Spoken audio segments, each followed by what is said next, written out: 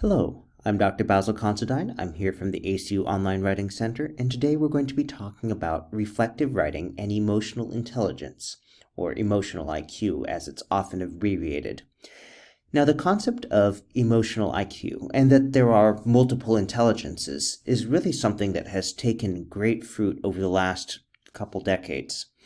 Since the 1990s, there's been a huge growth on literature on the topic. In leadership studies, it's increasingly been cited as one of the most important things that a leader can have, even exceeding other more traditional measures of intelligence, because people have discovered that they do not like working for places where people do not connect with them, do not show empathy, and other things like that, and that the growth of the internet has made it more apparent that if you don't like one particular workplace, not all workplaces are that way, and so you can find one where there are leaders who do have something like this that you're looking for. And because of this, you'll find that there are assignments about emotional intelligence scattered through many different programs at ACU because it is something of both personal and professional interest, especially if you're going into some sort of leadership or administration. Now, a few preliminaries before we dive into our main event today. So if you're new to the Online Writing Center, welcome. We offer webinars such as this, we develop resources such as paper templates, guides, answers to questions, and we also offer free appointments that students can sign up for. You can sign up for an asynchronous appointment where you schedule a time, send us your draft, and then we look at it and send it back to you, generally within 24 hours. And real-time appointments where you get to talk with us via phone or Zoom, and that is great if you want to have more of a back and forth conversation. If you happen to prefer being able to look at everything, sit back, think on all the written out comments, and then decide what to do, then you might want an asynchronous appointment instead. Now, students go back and forth between these, sometimes according to their schedule, sometimes depending on just what they're looking for that day. So you have a choice of options available, and whatever you choose, we're happy to work with you at the Online Writing Center. All right, now we also have a variety of webinars, and almost all of our webinars that we've ever offered have been recorded and posted online. Occasionally, there'll be something where someone says, well, I'm happy to volunteer for a live webinar, but I'd rather not be online for perpetuity, and so we don't post those. But in general, if we offer a webinar, we will have a recording. And if you're looking for webinars that are related to your specific program, if you go to our Writing Webinars page and scroll down past the calendar, you'll see this tabbed guide where we have things sorted by course code. So you can select, for example, EDUO, and go down and see exactly what we have for that particular curriculum. And so with this, if you're looking for, oh, is there something for my class? Well, we update this dynamically through the term. When we add a new webinar, it goes in here. So some things that you might also want to know. You'll hear me referencing an APA course paper template. You can watch our videos on the go on our YouTube channel. The webinar archive will always be the most up-to-date piece, but we will, in periodic installments throughout the semester, update our YouTube channel as well. So let's take a look at our learning objectives for today. First, we're going to talk about how to discuss test results in APA style. Because if you're taking a test, you want to be able to identify the specific test and to be using the results in a way that people will know what you're talking about. We'll also look at this specific assignment from EDUO 677. This is the week 4 activity number 4, the emotional IQ assignment. And then we'll finish with a discussion of how to go about outlining and drafting. And we'll discuss a couple of related resources along the way. First, how to discuss test results in APA style. Now, there are a couple webinars that I'm going to suggest for you first, because in this particular course, there is a scaffolding sequence where you write about various topics related to yourself and assessing and understanding yourself. And so we did a webinar on the first assignment for this course, the PAEI assignment. And so many of the same principles, for example, how to refer to a test, how to cite the results, how to discuss them, we touch on it in that webinar. So I'll recommend that to you. Also, if you are at a point where you've reported your results and you're not sure how to go about interpreting them or to structure that interpretation into a clear paper, then I suggest taking a look at our Beyond Summary webinar, which talks about how to add analysis and synthesis to your writing. Very briefly, analysis is when you discuss what something is and what it means. So for example, you could say, oh, on the Smithson emotional IQ test I took, I got a 5. Well, is a 5 high, low, in the middle? That's what your analysis will be doing. You could, for example, say, oh yes, I scored higher than 78% of people taking this test. They recommended that people who go into this leadership have at least a skill of this. And if you don't have that score yet, that you take this remedial thing or this skill building thing. So that's your analysis where you're discussing the results and what they mean. Now, the synthesis is the next step. It's when you apply those things and go to, okay, why is this important or how is this important, especially in terms of what you will then do. So your synthesis could be, in light of my score and my career aspirations of doing this, therefore I'm going to work on building these particular areas of emotional intelligence. Now, there are many different ways that your analysis and your synthesis could proceed besides that. But again, the quick version is the analysis is discussing what is there, looking at in context, what does this mean? And synthesis is talking about, okay, well, what should we do based on the evidence or scores and the analysis, the contextual interpretation and discussion. Now, before you start, when you are writing any sort of assignment, we recommend that you make sure that you answer each promptly directly and respond in detail afterwards to expand on that direct response. And if you're writing about your own experience, as per current APA style guidelines, make sure you use I statements to clarify you are talking about yourself, not a person in general, not second person, first person. And you want to use the language from the prompts. And consistent word choices to refer to the same things, which should align with the source that you're discussing, in this case, the test that you're discussing. And you want to use the rubric and instructions together to come up with approximate headings or cues for organization and section lengths. More in a moment when we look at this specific assignment. But it is important to know for the assignment that we're going to be discussing, the instructions are going to be a little bit vague because the person taking this test, the person writing this assignment we're going to discuss, is going to be picking the test. And so the specifics for that one are going to depend entirely on what they choose. Now, you can help, if you're in this course taking this assignment, you can help give yourself things to write about by making sure that you take a test that first will include an explanation of what the test is scoring or tracking and why. That will score you and tell you what the breakdown is in multiple categories. And that will be grounded in some sort of theory or concept model or even a work of literature, perhaps an article, perhaps a book on leadership. And so you have a basis for saying, okay, this is why or how this is valued. This is what this author recommends. And some will be more direct, some more indirect. Think of Myers-Briggs tests, for example, or Enneagrams. These both originate with specific authors and then have gone through many different lenses, very many different people talking about them, creating their own tests and such, some of which will tweak the terminology so that it is more suitable or more clearly aligned with a particular field or context. Now, for an online test, I'm going to briefly go ahead and load up APA Style Central, and then we're going to come back to this slide here. Now, if you're not otherwise familiar, ACU, Abilene Christian University's online programs almost entirely use APA style. That's a style system developed by the American Psychological Association, the American Psychological Association 7th edition. And there are certain rules about how things should look, including how different classes of references should go. And while they do have a nice thick manual that I have sitting on my shelf here, They also have a handy guide to cover the most common instances, and this includes reference examples. So here I am on apastyle.apa.org, and I can go to Style and Grammar Guidelines and select References.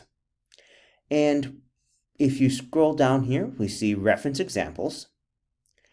And where I sometimes get questions related to this assignment has to do with what happens when you look at this and you see data and assessments, and you think, oh, I'm taking a test. Let me go ahead, go there, and you see dataset references and toolbox references. And if you were to click into either one of those, your reaction would probably be, wait, that's not quite what I'm looking for. And so this brings us to a general principle of APA style. While there are often very specific things for a particular type of source, if you can't find it, go to the closest category and select this.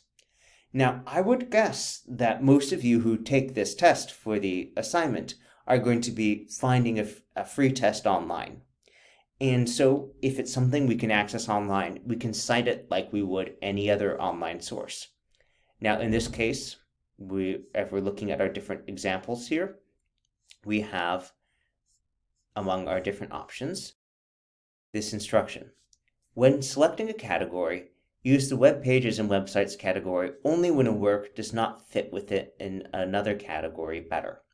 Now, we took a look at the tests and assessments and we didn't see one. So in that case, we are going to go looking for a web page. So let's see what we have here. Now down under online media, we have web page and websites. And web page on a website is exactly what we are looking for. And there are a couple different versions here. And here is an example of the format we're going to use. We're going to have the author, whether it's corporate or individual, then the publication date. We're going to have the title of the page. Then we're going to have the URL. Now, if it's a private, an individual person or group that is authoring it, then we'd also have the organization name after the title of the web page or the test, as the case may be. But this is going to be the basic formula. Who wrote it? When was it published? What's it called? How do you find it? All right, so let's take a look at some basic principles here. First, you want to refer to the test, and the name of a test is capitalized in title case in APA style. I completed the emotional intelligence appraisal. Where did it come from? Oh, author date, Bradbury and Greaves, 2009. According to my results, and then whatever your scores are. Or, my emotional intelligence appraisal results showed that after you've already introduced to this specific thing. So you don't need to have the citation all the time, but the first time you mention it, yes, tell us exactly how to get to it, how to find it using that author date citation. Now, it happens this test that we're discussing is tied to a book, so you can report on things like specific categories by referring to the names of those categories, like, I scored very high in the self-management category. According to Bradbury and Greaves 2009, an important strategy for self-management is to make your goals public. This is a strategy that I practice on a daily basis, which may explain my high score in this category. So if you're wondering back to the earlier discussion about analysis and synthesis, this is going to be the analysis section, everything after that first sentence. The first sentence is just reporting the result. The second is saying, okay, here's what they said about it. The third is saying, oh, yes, this is how I think that score came from. That's analyzing my score. Well, I think I got it because I practice this all the time. And then the synthesis might be something like, oh, I don't feel that I need to work very hard on developing this further, and I should spend my time on other areas or on improving other areas. Okay, so let's take a look at the assignment that we're going to be looking at. So this is EDUO 677's Week 4, Activity 4, the Emotional IQ assignment. And this is coming from the Adult Development and Learning Through Technology course. The instructions are surprisingly short. In this activity, you will search for and take an emotional intelligence test on the internet and write a short reflective essay over the results. And if we look at the rubric, it is not telling us a whole lot more, but there is a key detail in that last full row when it says the essay should be 1 to 2 pages in length. Okay, now unless you're taking a very, very long and detailed test, we're probably going to need to do a bit more than just report on the scores to fill up 1 or 2 pages. And indeed, it says write a short reflective essay. So this should be more than just, oh, here's what I got. It should be things like, oh, here's what I got. Here's how that relates to other people. Perhaps how this relates to other people doing the kinds of things I want to. This is what I plan to do with it. This is how I feel about it. You could be someone who has worked very hard on something and you don't get the test result you were expecting. So how do you make sense of that? How does it make you feel to have the results you do positive or negative, and what would you like to do next? And many other things that you could write about as well. All right, so let's look at a couple things before we talk about tests. First, you'll want to grab a copy of our APA course paper template. Even though this is a shorter paper, 1 to 2 pages in length, that's the body. Now, you should have a references page because whatever test you use, you should be citing and referencing it. And because this is in APA format, you need to have a title page. So go ahead and grab a copy of our course paper template, and most of that stuff will be done for you already. Now, if you're still wondering what to write about, go ahead and take a look at the introduction to the module that contains this assignment. And I always recommend that students do this when they're not sure what sorts of details to be writing about, because the module will tell you what this is designed to do, usually to build up some skill or familiarity and knowledge. And so if we look at the introduction for this module, it says, each adult learner's reason and purpose for learning creates his or her motivation. Well, your motivation for taking the program that you're in, what you want to get out of taking this test and interpreting the results, that's something you can absolutely write on.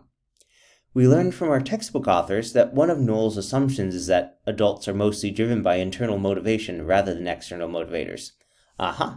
Another thing you can use, you can refer back to things that the textbook authors have written, or you can go back to Noel's assumptions and ask, well, how are those true or applicable to you? Continuing. This week, as an adult learner, you examine motivation and learning as it applies to you and to the adult learners with which you work.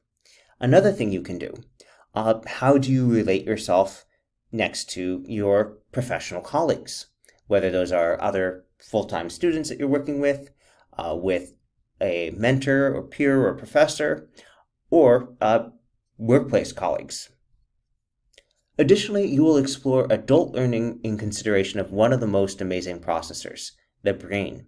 Your exploration of the brain and cognitive function will include topics such as right-brained, left-brained, memory, and retention. As a result of engaging in the content and discussions in this module, you will examine motivation and learning and make application to your personal learning and work contexts. Again, these are totally fair game to bring up when discussing your emotional IQ test results. To discuss the brain and cognitive functioning, same thing. Identify an EI test and determine your emotional intelligence. Okay. Now, let's go ahead and look at that question of identifying an EI test. And this is something where there are a couple different avenues you can use depending on what you are looking for. If this is something that you're looking at just for this assignment, you might go ahead and find a test on the internet and take it. There might be a test that's referenced in the reading that you want to take, or to take something based on that. So let's go ahead and take a look right now. We're going to go ahead and do a Google search for emotional intelligence test. Now you'll see that the results give us several, some of which are longer than others, some of which are more time-consuming, and perhaps some are more based on what you want. Now, we have an emotional intelligence test here on the website Psychology Today. Now, if you're not familiar with, this is a popular psychology magazine, so it's usually people who like hearing a little bit about research or interested in how the brain works, but not necessarily people who are looking to apply this in the workplace. Now, then we have the Greater Good Science Center at Berkeley, very well respected. Their emotional intelligence test is being used by many things. We have IHHP, which does a lot of other literature things, the Global Leadership Foundation. Probably something that you're very interested in right now is whether you're going to have to pay for this test or not. So let's go ahead and take a look at the Global Emotional Intelligence Test. Now it says, oh, this is a free test. Now if we zoom in here, we see that this is a shorter version. This is a 40-question version derived from their larger 158-item test. And this is something that many people will, at some point in their career, be looking to take, that longer one. Now, usually the full-length thing is something that you have to pay money for. That is how the companies make their money. So if you're looking at this saying, well, I think I want to take this one later, then yes, taking the Global Emotional Intelligence Test, the shorter 40-minute version, might be exactly what you want because it aligns with a direction you are going professionally, with something you want to do. And it also tells you the basis for this. So you could even look up the published description of this model that it's derived from and the 4-quadrant system. So, and helpfully they give you more details on that. And in fact, if you're looking for something, wanting to know before you take a test, is this something that you will be able to find information to cite about it when you're discussing it? Well, they do have a discussion here. They have a discussion of each of the categories that you're being graded in. So you might look at this and say, okay, I would like to take this test here. All right, so let's talk about how you would cite the different elements here. Now, just off the bat, one thing that happens with APA style, if it's something that is not retrievable by other people, like your personal test results, then you won't have a formal citation for it, and you won't have a reference entry for that. But to cite the test itself, yes, absolutely. So I'm going to go ahead and grab a copy of the course paper template, and we'll take a look at how you would cite the specific one. And the general principles will apply to other ones that you might pick. This just happens to be the first one we looked at, and one that has clear theoretical grounding, clear information so you can cite it as a source for discussing the results, and also the amount of time, 10 minutes, is relatively modest. If it was, say, a 2-hour test, you might say, I don't have time for that for this assignment. But for 10 minutes, I think that is a fair and reasonable length. You'll see some things described as a 1-minute emotional intelligence test, and I'll just ask you how well you think anything can be just demonstrated in 1 minute. So let's go ahead and look at this one. Now I have here a blank copy of our APA course paper template. You can go ahead and fill in the details like your name later. For now, we'll go ahead and look at how we would cite this particular web page in our references section. And the first thing, when we go to the website, we want to know, okay, who is claiming authorship of this web page? Now you can see up in the upper left-hand corner, Global Leadership Foundation. If we scroll down, we don't see any other names. There's no individual name attached. So in the case like this, the organization claims the authorship. Now, their logo happens to have the L overlapping, but I'll tell you, if we go to the home page here, it'll be global with an L, space, leadership. So let's go ahead and look at how we would write this up. And this here, this is kind of part of the banner for the page. This is the title of the page itself. So we have a page called Emotional Intelligence Test on the website of the Global Leadership Foundation, which claims the corporate authorship. And then we have the link that we can get. All right, well, let's grab all those things and head over to the template. Now, first on our list is going to be the corporate author, Global Leadership Foundation. Next will be the publication date. and there is none on that page. So we put N period D period, which indicates non datum, which is just Latin for no date. And then we want the title of the test, which is going to be Emotional Intelligence Test. And something you might not be aware of, in APA style, the names of tests and assessments, instruments, are written in title case, meaning every word of 4 or more letters, among other things, has the first letter capitalized. So emotional with a capital E, intelligence with a capital I, test with a capital T. And then we have the link there. So that is how, if we're just referring to the test, we would reference that, and your citation would be Global Leadership Foundation, N period, D period. But there's more than one thing from this author, so let's go ahead and take a look at that too. Besides, in addition to this test, we want to be able to cite this page discussing what the test means. And so we have a page where the title is Emotional Intelligence. It's same Global Leadership Foundation as the author. And let's take a look if we have any publication date for that. Now you might look at the bottom and say, oh, 2022. Well, that's the last time they updated the footer of the web page. That doesn't tell us when the content of this was. So this is also going to be N period, D period. Again, the title of the page is Emotional Intelligence.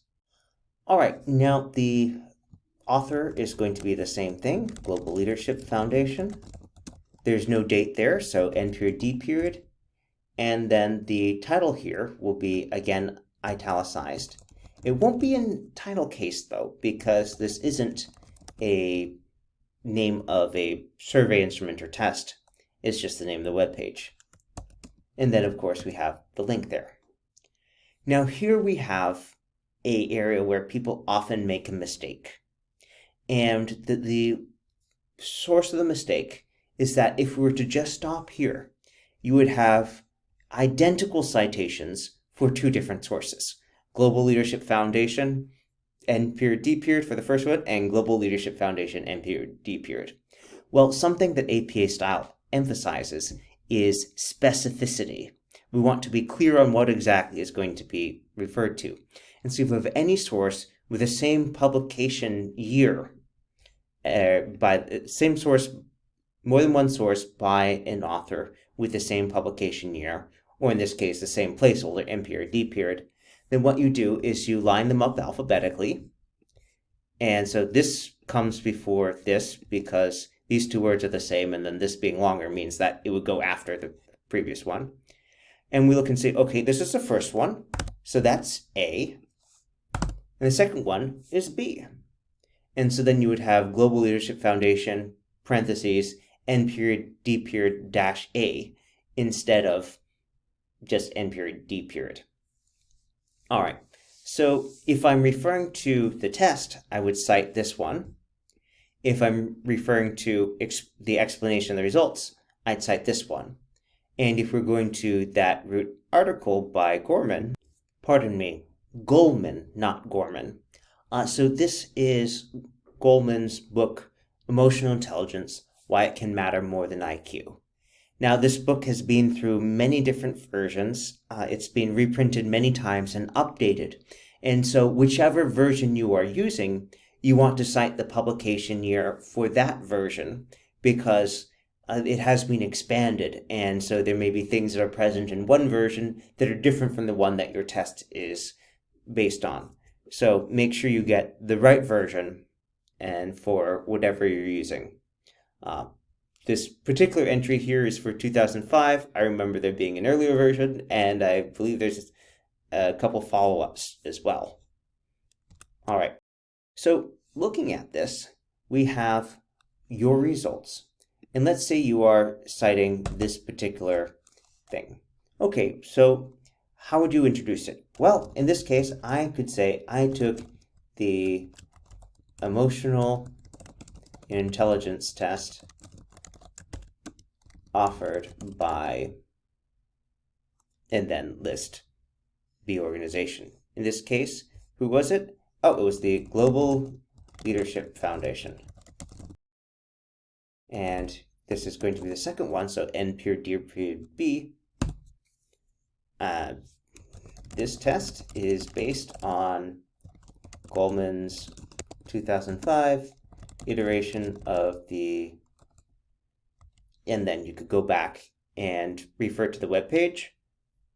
And we see here, oh, okay, so that's referring to actually a 2002 version of the model, which I think is actually from that earlier version of the book I was thinking about.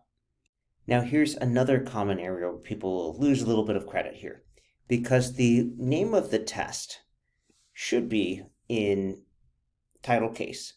It should not be italicized, though, because we're just referring to the test, not a book that was published as the test. So we have the name of the test, so that's in title case, no italics. And then people will often say, oh, well, they capitalize the name of the model, therefore that's how it should be. Well, in APA style, we don't capitalize model names, so that would actually be emotional lowercase, intelligence lowercase, competency, model, all lowercase there. And so what this is saying is, okay, so it's based on this, and how do I know that? Oh, I got that information from that web page. That's why we have two different citations, because this is relaying the source that is on that website. This is citing the web page itself. And then for describing your own results, you can just write my test results, etc. And then in terms of interpreting, we'll go back to the guidelines for the module and decide what is important to you, how is this important to you, what will you do with these results, and write more about that. It's especially helpful if you align these with your professional and personal goals. All right, I think that's all the time we have for today, so let's just take a recap of what we have done so far. We talked about how to discuss your test results in APA style, including referring to some related resources, some webinars that you can also view the recordings of. We looked at the specific assignment, talked about how to read between the lines on what to do by going back and looking at the instructions from the module to see what kinds of things you are expected to be writing about. We looked at how to find a source. We looked at how to cite that specific test, how to refer to the underlying theory, for example, if such a thing exists in what you're doing. And then we talked about how to start moving that into the drafting stage. For any other questions, please feel free to send us an email at onlinewritingcenter@acu.edu to sign up for an appointment online and to visit the Online Writing Center website for more information. That's it for now. Bye-bye.